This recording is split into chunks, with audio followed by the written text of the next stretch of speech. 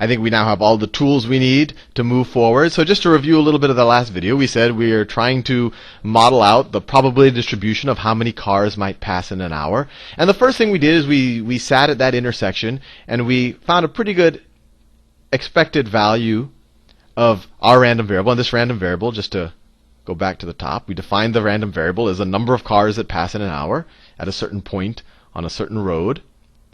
And we said that, we measure it a bunch. We sat out there a bunch of hours, and we got a pretty good estimate of this, and we say it's lambda. And we said, okay, we wanted to model it as a binomial distribution. So if this is a binomial distribution, then this lambda would be equal to the number of trials times the probability of success per trial. And so if we could view a trial as an interval of time, this is the total number of successes in an hour. Success in hour. And then, so this would be success in a smaller interval, an interval, and this would be the probability of success in that smaller interval. And in the last video, we tried it out. We said, oh, well, what if we make this interval a minute, and this is the probability of success per minute? We'd have maybe a reasonable description of what we're describing. But what if more than one car passes in a minute? And they said, oh, well, let's make this per second, and this is the probability of success per second. But then we still have the problem. More than one car could pass in a second, very easily. So what we wanted to do is we want to take the limit as this approaches infinity, and then see what kind of formula we get from the math gods. So if we describe this as a binomial distribution with the limit as it approaches infinity, we could say that the probability that x is equal to some number, so the probability that our random variable is equal to, I don't know, 3 cars in a particular hour, exactly 3 cars in an hour, is equal to, we want to take the limit as it approaches infinity, right? The limit as n approaches infinity of n choose k, right? We're going to have k moments in time, right? As n approaches infinity, these intervals become super, super duper small, right? So these become moments in time. So we have we're going to have close to an infinite number of moments, and this is the number of successful moments where cars pass. If we have 3 moments where where there was a success where a car passed, then we had a total of 3 cars pass, right? Or 7 cars, 7 moments where it was true that a car passed, and we would have total 7 cars pass in the hour. So just finishing up with our binomial distribution, n moments choose k successes times the probability of success. What's the probability of success? We said if this is, so this would be, if n is, so this would be n, what's p equal to? P is equal to lambda divided by n, right? N times p is lambda, so let me just write that down. P is equal to lambda divided by n. I just rearranged this up here, right? So our probability of success is lambda times n. Lambda times n. And we're saying, what's the probability that we have k successes? And then, what's the probability that we have a failure? Well, it's 1 minus the probability of success. And how many failures are we going to have? How many moments will not have a car pass? Well, we have total of n moments, and k of them were successes. So we'll have n minus k failures. Let's see what we can do with this. So this is equal to, let me rewrite it all, and I'll change colors. The limit as n approaches infinity. Let me write out this binomial coefficient. That's n factorial over n minus k factorial times k factorial. Normally I write these the other way around, but it's the same thing. Times, let's see, lambda to the k. I'm just using my exponent properties over n to the k. And then this expression right here, I can actually separate out the exponents. This is the same thing as 1 minus lambda over n to the n times 1 minus lambda over n to the minus k, right? You have the same base. You could add the exponents, and you would get this up here. And let me simplify it a little bit more. Let me swap spots with these two, right? They're both, you can kind of view them both as being in the denominator. So you can change the order of division or multiplication depending how you view it. So this is equal to the limit. Let me switch colors. The limit as n approaches infinity, I don't like that color, of, well, what was, let me just rewrite what we did in the last video. What is this thing right here? And we showed it at the end of the last video. N factorial divided by n minus k factorial.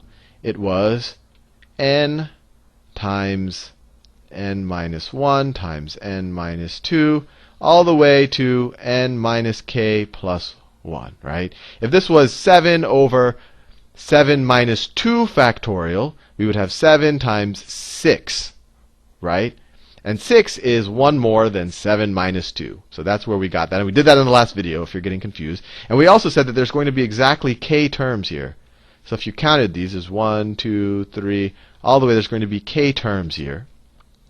And so that we took care of that. We just rewrote that. And I said I would switch these two things around. So that's divided by n to the k,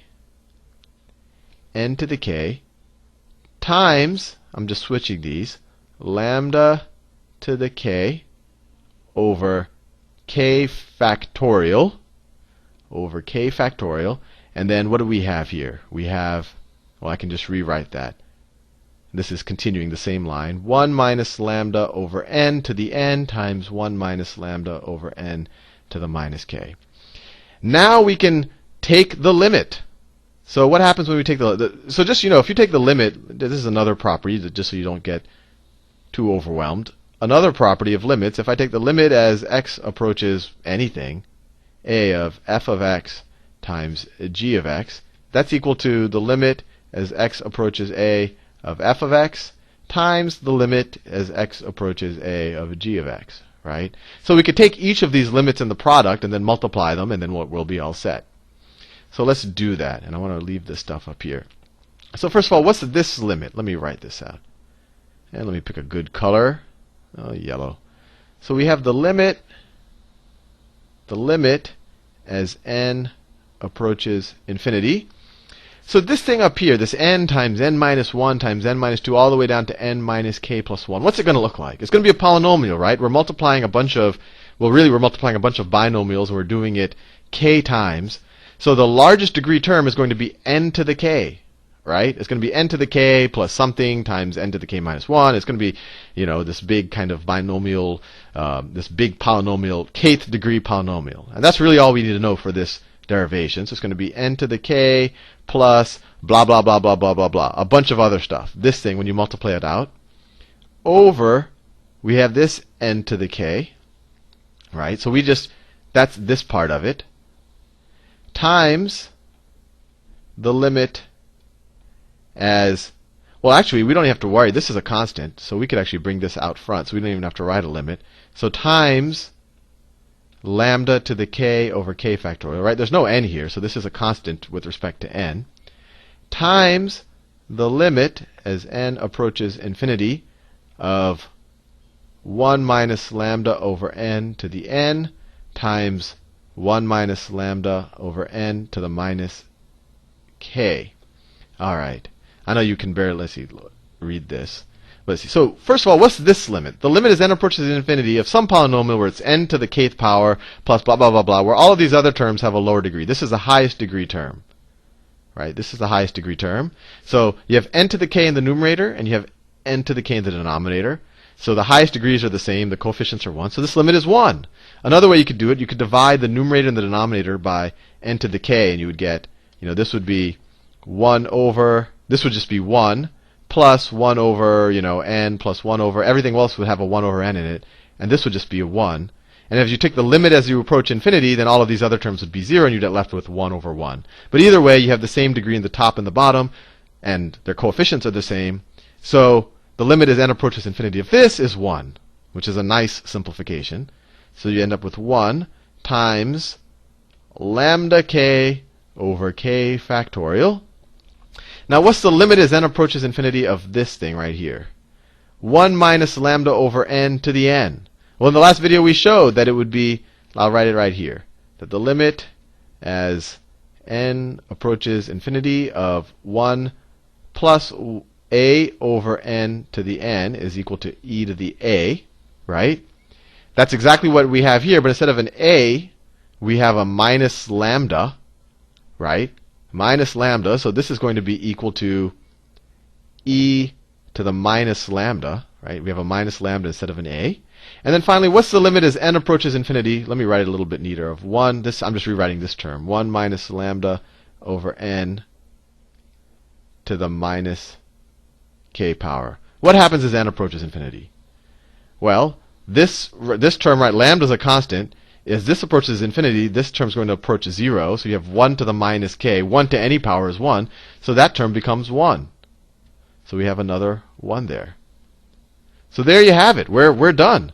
The probability that our random variable, the number of cars that pass in an hour, is equal to a particular number, it's equal to 7 cars pass in an hour, is equal to the limit as n approaches infinity of n choose k times, well, we said it was lambda over n to the k successes times 1 minus lambda over n to the n minus k failures. And we just showed that this is equal to lambda to the kth power over k factorial times e to the minus lambda. And that's pretty neat, because when you just see it in kind of a vacuum, if you have no context for it, you wouldn't guess that this is in any way related to the binomial theorem. I mean, it's got an e in there, it's got a factorial, but a lot of things have factorials in life, so not clear that that would make it a binomial theorem. But this is just the limit as you take smaller and smaller and smaller intervals, and the probability of success in each interval becomes smaller. But as you take the limit, you end up with e. And if you think about it, it makes sense, because one of our derivations of e actually came out of compound interest, and we kind of did something similar there. We took smaller and smaller intervals of compounding, and over each interval we compounded by a much smaller number, and when you took the limit, you got e again. And that's actually where that whole formula up here came from to begin with. But anyway, just so that you know how to use this thing, so let's say that I were to go out, I'm the traffic engineer, and I figure out that on average 9 cars pass per hour. 9 cars pass. And I want to know the probability.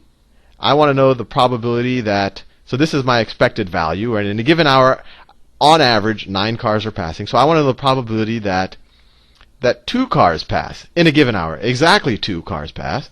It's going to be equal to 9 cars per hour to the 2th power, or squared, instead of the 2th power, divided by 2 factorial times e to the minus 9 power. So it's equal to 81 over 2 times e to the minus 9 power. And let's see, maybe I should just get the graphing calculator out there. Well, I'll let you do that exercise to figure out what that is. But I'll see you in the next video.